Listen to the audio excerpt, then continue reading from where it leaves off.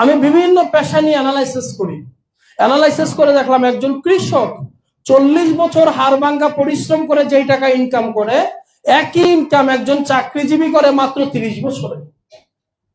আবার চাকরিজীবী 30 বছরে যে টাকা ইনকাম করে, একই ইনকাম একজন প্রবাসী করে মাত্র 20 বছরে। একজন প্রবাসী 20 বছরে যে টাকা ইনকাম করে, একই পরিমাণ ইনকাম একজন ব্যবসায়ী করে মাত্র 15 বছরে। একজন ব্যবসায়ী 15 বছরে যে টাকা ইনকাম করে, একই পরিমাণ ইনকাম একজন পেশাজীবী ডাক্তার, ইঞ্জিনিয়ার, অ্যাডভোকেট তারা করে মাত্র 10 বছরে।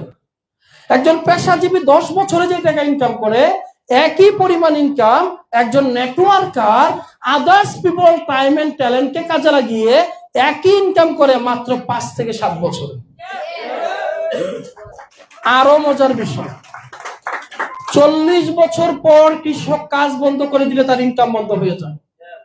30 বছর পর চাকরিজীবী চাকরি ছেড়ে দিলে তার ইনকাম বন্ধ হয়ে যায়। 20 বছর পর একজন পেশাজীবী, 20 বছর পর একজন প্রবাসী দেশে চলে আসলে তার ইনকাম বন্ধ হয়ে যায়।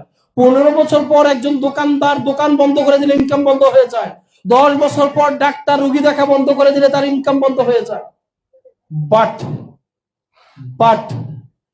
বাট একই ইনকাম একজন নেটওয়ার্কার 5 থেকে 7 বছরে করে।